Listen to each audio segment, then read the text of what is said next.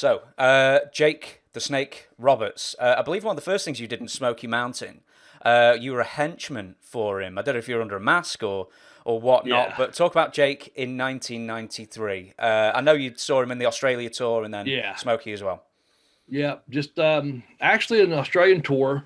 The first day we were there, some guys went to the promos for Hard Rock Cafe, and then some of us had to go to a gym to do some just sparring and stuff. And then a couple guys were running late. Jake Roberts being one of them, uh, due to flights, not because of being Jake. But so in the one of the last days of the tour, you had a choice to go to a zoo or you can go back to Hard Rock. And Jake, myself, and my tag team partner, Tom Rico, and a driver, and then he had an escort or whatever groupie, whatever, pretty much followed him around. We went to the Hard Rock, and man, he picked up everyone's dinner tab, and like I says, he was making a lot of shitload of money off those Polaroids back then too. And we went to pay, and he's like, just tell them kids to keep buying my Polaroids, and that's pretty cool. Like I said, I talked to him on not on a nightly basis if we were on the same bus, we spoke or what have you. But Smoky Mountain, I had been there a while, and Tim Horner was doing the going to be Kendo the ninja, and I guess he was going to be Jake's henchman.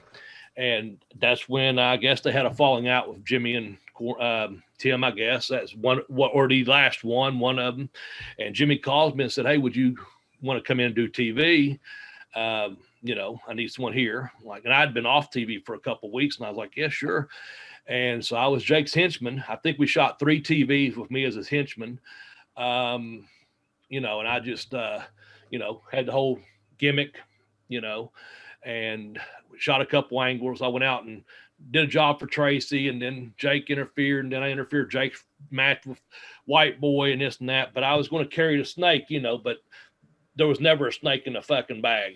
And then the big night was going to be in Knoxville. I was going to carry the bag out snake with and you've heard this one before from Cornette, I'm sure, and I remember it just like it's fucking yesterday against White Boy. But so that same particular night in Knoxville, might have heard a guy named Michael Jordan. He was playing baseball over in Alabama. Well, they were that minor league team was in town for the Knoxville Smokies baseball team affiliate. And not only that, it was a fucking night the OJ thing was going on. So everyone, there was no one in the Coliseum. It was just, so that was my last night doing it because one, I couldn't my ex-wife, if she took me if we took to the towns together, she could sell my gimmicks and stuff, and that'd make my trans and what have you. And so when that night took place, and of course I couldn't sell any trans and blah, blah, blah. And I had already done those TVs. I couldn't sell gimmicks during that match because I had to park my car away from the building, drive by myself. Didn't want to see my wife in the building. I said, well, then where's Bobby at? He's the one under the hood, So trying to, everyone's, you can't, say they're not stupid. So I did another shot as Kendo about 30 minutes from my house a couple of times, and that was already booked.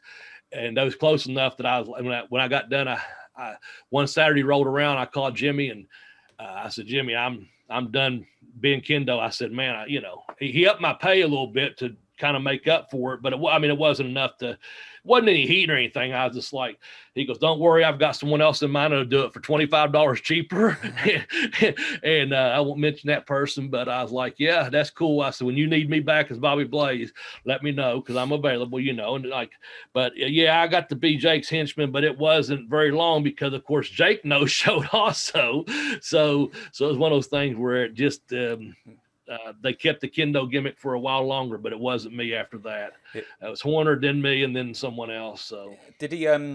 Was it that show at the Coliseum that he no-showed? And was there ever going to be a snake pit match? Did Jim ever talk to you about the snake pit match, about having the ring surrounded by that? I didn't get. I just filled in, like I said, as that Kendo for just that short period, and then that was that. I just remember being in the Civic Coliseum at night, and there's no crowd, and everyone like watching OJ. I mean, hell, I got out of matches and went back and watched OJ, hotel room, whatever. But yeah, that's the best of my recollection. Didn't get to do a whole lot with them. Went out to the match with them on one TV. Like I said, I'd done a job for Tracy. I interfered, and then Jake interfered, and then, like I said, a couple weeks later, went to the house show, and that was that. Yeah. He no-showed, and you're sitting there going, well, whatever, I mean, Jake's Jake. So it's always I don't know. It's always a folly, isn't it, when you're hiring Jake? Also, you've got to watch. I'm sure you have, but The Last Dance. What an amazing series that was on Netflix. The Michael Jordan documentary. Yeah, absolutely. That was an amazing documentary.